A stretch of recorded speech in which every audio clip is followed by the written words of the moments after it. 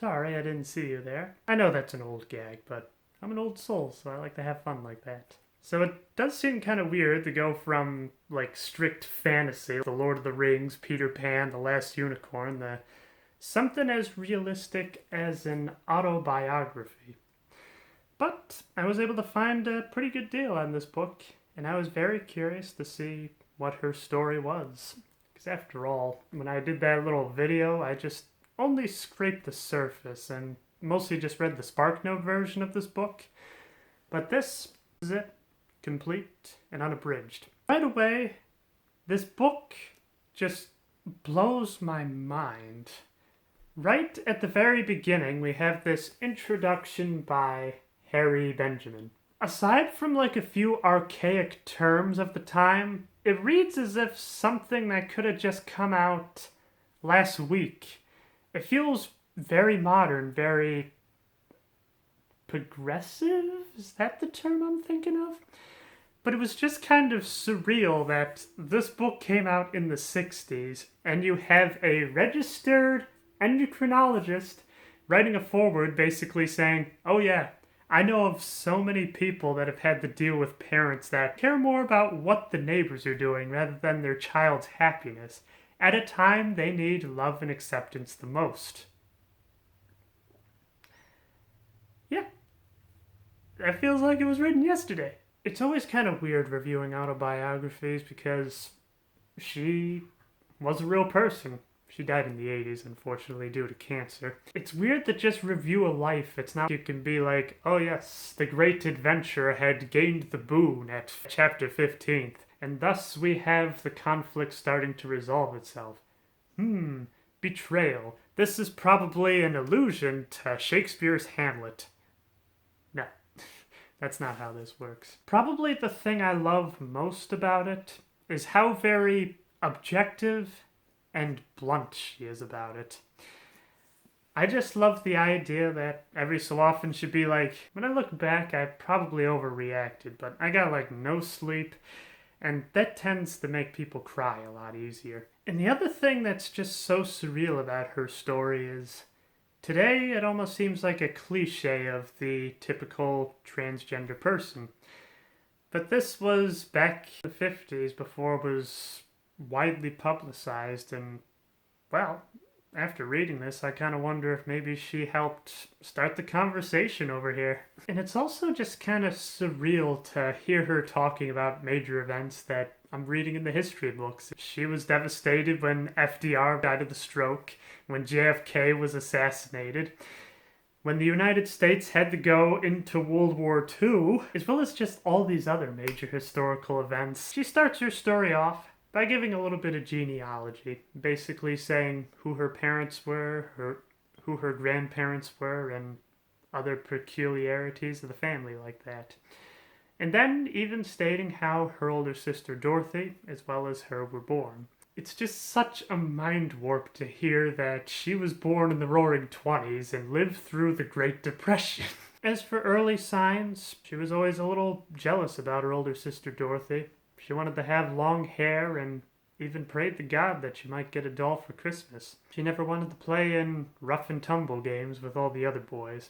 And the main thing that interested her, instead of like marbles or even helping her father make a boat, she found this piece of needlework, just a little simple patch of clothing that she simply loved. She treasured it. She kept it in her desk until one day it was gone. And afterwards the teacher said, I need to speak to your mother.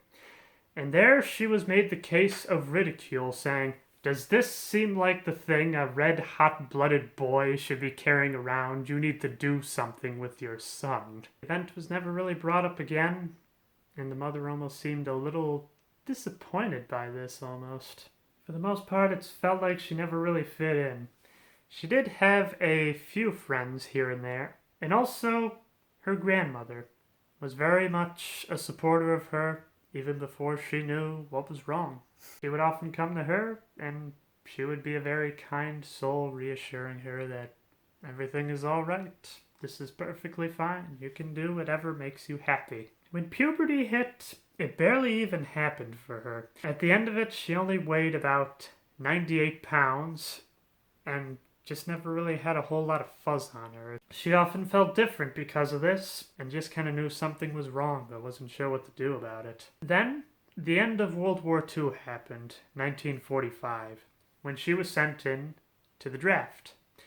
She kind of figured she would fail the physical examination right away, but to her surprise, she passed. It was one of the few times in her life that she felt like she was a part of something, that she wasn't a screw up, not a failure. She finally was a man. Weighing at only 98 pounds and barely being able to lift a service rifle, she was sent into clerical duty. Basically, just getting all the paperwork together to send all these soldiers back home into civilian life. She was able to stay in the service for about a year when she had to go through basic training in order to leave. This was something that was very difficult for her as she didn't really have the muscle mass to be able to do much of this, but she just barely passed with the skin of her teeth. And there came the problem of employment. She often dabbled with photography that her father helped encourage along the way, even having a bit of a photography background himself. And so she decided to go to college for that. And what's rather interesting is because she served in the armed forces, she was able to get quite a lot of tuition assistance to be able to propel her into a world of photography. Before being drafted, she was able to get a basic job in the editing room, but when she came back to try to get it again, unfortunately, her job was only temporary, and she just went all over the place trying to find a job of her own. She was able to work various odd jobs when she decided to move to Hollywood. Being that this is kind of the capital for filmmaking as well as photography in general, she figured she'd be a shoo-in, and plus she had a relative she could live with, so it all started to come together. At first, she wasn't too motivated to find work as all these rejections she had just to find her various odd jobs kind of left her in sour moods. She kept looking, but with very little success. However, she was able to talk with this relative. Still going back and forth from Denmark, which was her ancestral home, she was a bit more open to the idea of sex and gender, and she even brought up the idea that she always felt like a woman's instinct. She loved men, which is something that often confused her, but not in a homosexual way. She hated that term. And in fact, she was even hit on a few times, to which she was just completely disgusted by this. They didn't really have a whole lot to offer her, other than saying you should probably get professional help, either from a psychiatrist or from a doctor. With very little success in Hollywood, she moved back home to New York City to be able to try to find a job there. She was able to find a little something to keep her going, but not really a whole lot that would stick. With a little bit of money around, she decided to seek professional help. She went to a doctor first, and she told her case, to which the doctor's just kind of like, you might want to see this psychiatrist. And so she did, to which the psychiatrist said, it's all in your head. We gotta get rid of these instincts that you are a woman, you are born a man, you will stay that way forever. Not really feeling like this resolved anything, she stopped seeing both of them. Instead, she became rather fascinated by her case with books that she had read on the subject, though very limited because, come on, this is the 40s and the 50s. This is still very revolutionary stuff here. After GI Bill, she was able to go to college again, but this time majoring in biology, to which she came upon a rather interesting scientific paper. It's called The Male Hormone, and in it outlines a theory that basically a man or a woman has those characteristics because of the hormones that they have. She often thought about this and said, perhaps I can finish developing as a man, as most people say I should, or perhaps I could just go into being a woman. With a lot of thinking, she decided she wanted to become more feminine rather than masculine. And so she was able to sneak into the pharmacist and convinced the poor person there that she was running a bit of a science experiment and wanted estradiol. To which they had it in a very concentrated form, but her not wanting to seem ignorant, she said, "Yep, that's what I'm looking for." And the pharmacist is like, "You sure? This stuff is pretty powerful." To which she's like, "Don't worry, this is an experiment on laboratory mice. You don't have to worry about me." To which the pharmacist was just kind of like, "Okay, $3.50. Once again, another one of those surreal things, knowing how, like, you can't even get certain anti-congestion pills without the word of a pharmacist these days. There, she had her little box of estrogen pills, and she just started taking them consistently for about a week. The main thing she noticed is that she didn't feel sluggish or gross anymore. In fact, she almost felt a lot better. However, she was very disappointed that it immediately didn't really take off the next day. She kind of thought there'd be a bit of a difference, but no such luck. However, she was able to partially develop female breasts, which was to her liking. Back at college, and then this is the part I find kind of freaky, she became good friends with a classmate named Genevieve, that people call Jen for short. I also had an acquaintance named Genevieve, which most people call Jen for short. Which, I mean, I know that's kind of a vague thing, but how many Genevieves are out there? But anyway, she talked to Genevieve, to which she seemed very accepting of this. It's like, let me guess, you felt like you were different. You were ostracized from the community. You want to change yourself. To which she's just like, yes. Yes. It kind of worked out because she's married to a pretty good doctor, simply known as Dr. Joe. She schedules an appointment to see him, to which she already feels a lot more secure in his capable hands because the last doctor just kind of looked her up and down and said, "No, you're good." Here, he was measuring her, trying to get her weight and all this other stuff, until he starts to notice the breasts, and he's just like, "So, what's going on there?" To which she told her story about everything. Now, what I find rather fascinating about this next part is she describes the idea that it was her faith that kept her going. Which it's just kind of surreal because if you're transgender these days, it's pretty much an unwritten rule you have to be atheist, because if you're anything but, then you're not a real trans person. Being raised in very traditional values, she believed in the idea that, like, ooh, God is all about fire and brimstone. You will not be forgiven unless you bow down 5 times to me while facing the sun. You know, stuff like that. However, in her teens, she discovered this Lutheran church that instead of having a God of fire and brimstone, it's all about forgiveness and watching after all the people of the world, which was a view that he kept. So this Dr. Joe tried everything in his power to try to dissuade her from transitioning. This was just as a way to see how much her resolve was for such an adventure. So the doctor even brings in her faith to it, saying, "How would God feel about this?" To which she said, "God would want me to be happy, and this is what would make me happy." And for every single point Joe could think of, Christine was quick to fire back, saying this is something that she needed. This was the only way she'd be happy. To which Dr. Joe is a little reluctant, but decides to prescribe her female hormones. And then if somehow during the journey that this didn't turn out, she would then be injected with ludicrous amounts of testosterone to try to reverse the damage. Obviously that never happened. So with all her medical research, she found out the idea to transition, both hormonally and through surgery, was something that had been done in Sweden. And so she tried her best to save up as much money as she could in order to go to Denmark. She had relatives there that she could stay with, and it was pretty close by to Sweden to be able to take care of such a thing. She was able to save up enough money, but didn't really tell anybody why she was going to Denmark. Just simply saying, "I want to see the homeland," and said that she would be gone for quite a while. This trip ended up lasting for 2 years. So she was able to stay with her relatives, where she was able to pick up a little Danish, as well as pick up a few little jobs here and there, because photography isn't something that was very well known in Denmark at the time, and so she was able to make a living there. In talking with her relatives, she quickly found out that that's something that they could actually do here in Denmark. There was no reason to go to Sweden for such a thing.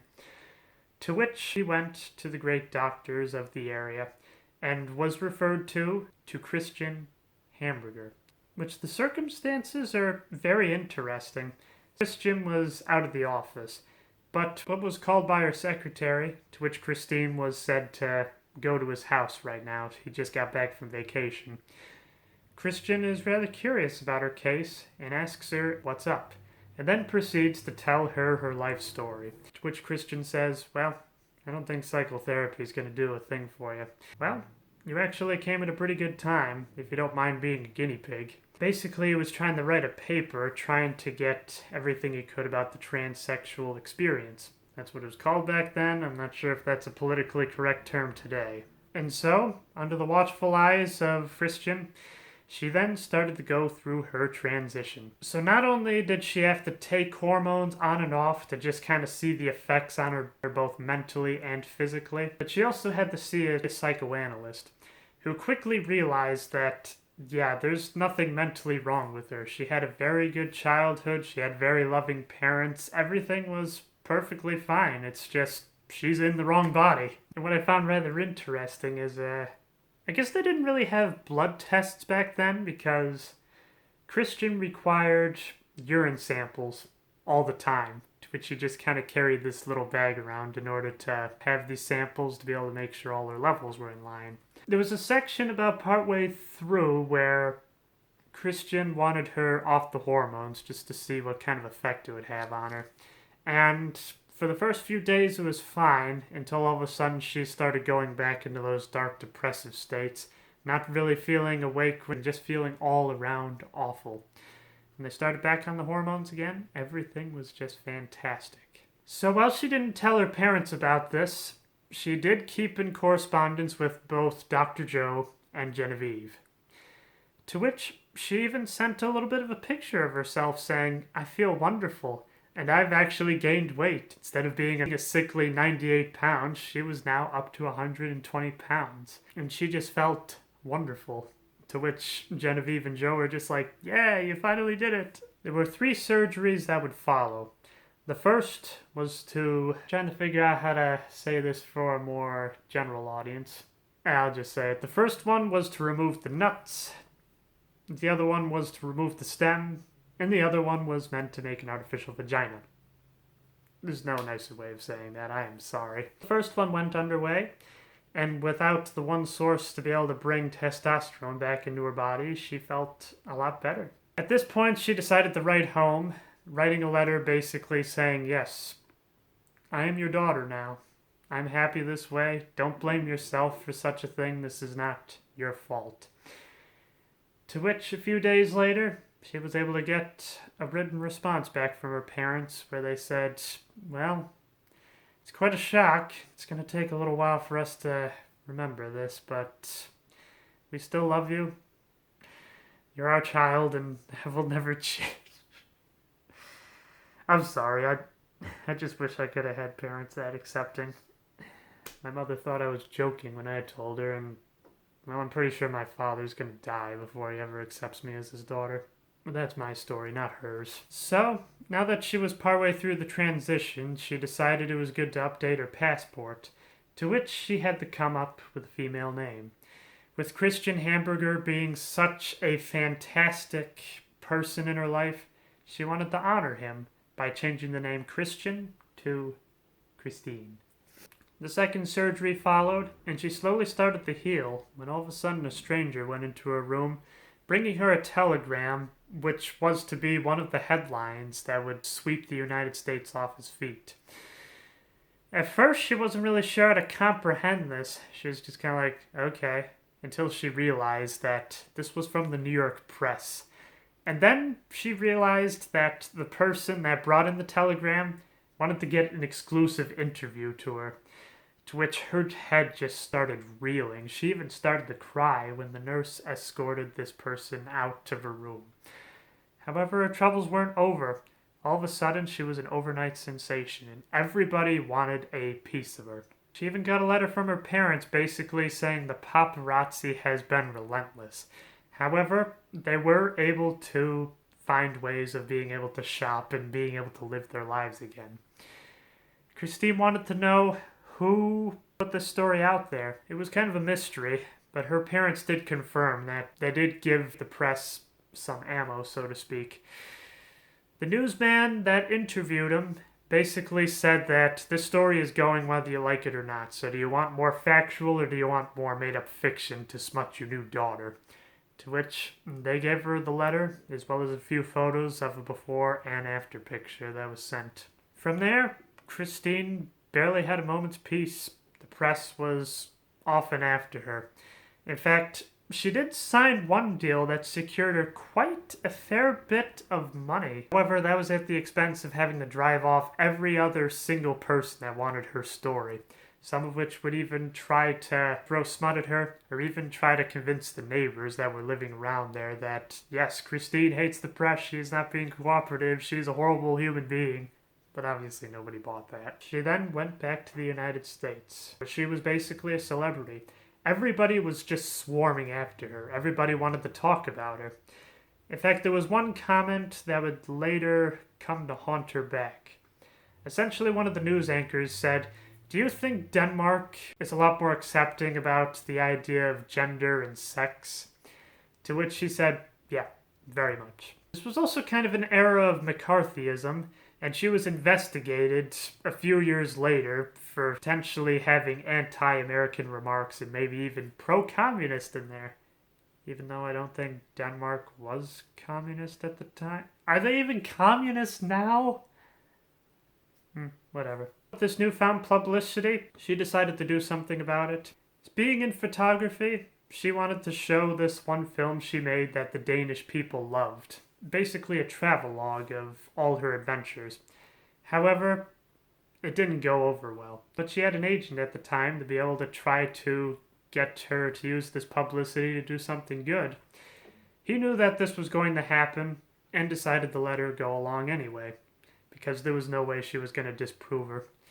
From there, she went around to nightclubs, getting any acts that she could, and she became very popular. At first, it didn't seem like it was going over well. As soon as she started to sing and dance, people were amazed. Sure, there was still kind of this stigma that she was a freak, and people wanted to be like, ooh, how good was that surgery? There's one rather fascinating anecdote here. Genevieve and Joe were having this bridge tournament, basically to raise money for charity, and they asked if Christine would come along. To which there were several other women there, and once they saw her, they were just badgering poor Dr. Joe, saying, "Can I get some hormone injections? I want to look as pretty as she does." I'm just kind of imagining that scene. Joe's just like, what have I done? And Christine's just kind of like, oh, come on, I'm not that. Really? That's all in all, she was still very humble. During all her nightclub tours, she was able to mount quite a fair bit of cash, and she was finally able to undergo that third surgery.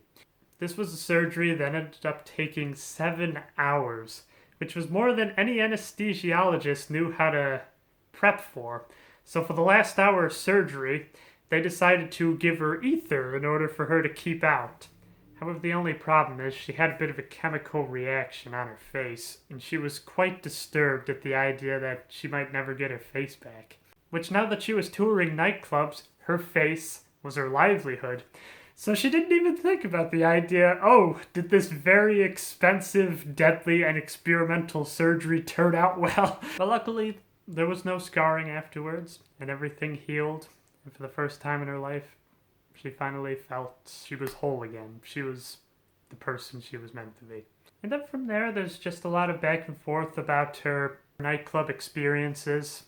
Unfortunately, her first agent died very tragically and suddenly, to which she was taken in by this one woman who, while she got billings for her, basically took her for everything she owned. Finally having enough, she split ends, to which she was able to find another agent, and thus she was able to become a star not only in the nightclub scene, but also in the theater, where a lot of people were, once again, people loved her performance. And then the end of the book kind of tells about a very hopeful future, about a lot of doctors' offices as well as the famous Johns Hopkins University, doing a lot in order to bring some solace to all these other trans people out there. It all seems very hopeful. To which I get kind of confused by this because, so, this was a very popular thing. Newspapers were plastering her face all over the place. So I'm wondering why in the world when Caitlyn Jenner came out nearly 50 years later, that was such a shock. But then again, maybe it was because Caitlyn was kind of thought to be the epitome of a man's man, but at the same time, I would have figured the idea of the trans conversation would have been a lot less shocking at that time, but who knows? I don't want to cover the dark history about, all these cover-ups, these conspiracies, things to be able to take away all our rights. They're not treating us like humans. I don't even know what kind of impersonation that was supposed to be. The very last paragraph of the book. I feel it's very inspiring. I suppose the final question they answer is, has it been worth it? I must admit, at certain moments of my life, I might have hesitated to answer. I remember times when I lived in a crucible of troubled phantoms and faltered in the long, painful struggle for identity. But for me, there was always a glimmering promise that lay ahead. With the help of God, a promise that had been fulfilled. I found the oldest gift of heaven, to be myself.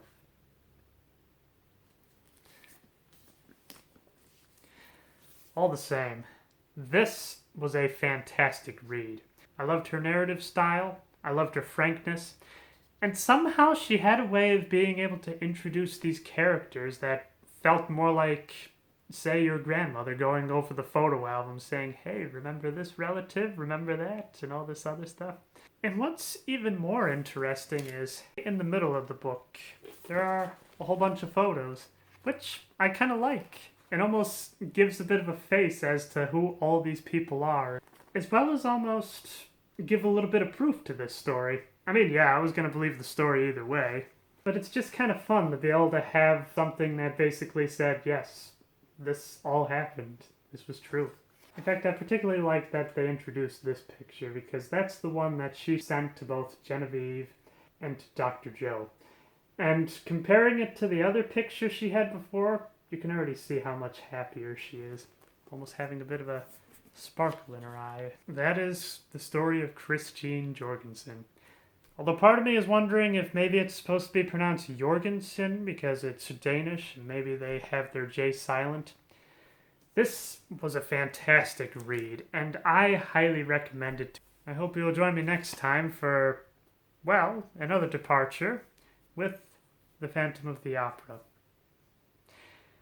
I've seen the movie based on the play several years ago, and I do know there's that silent movie starring Lon Chaney, so it'd be kind of curious to see which one is the actual story. Till next time, keep having fun.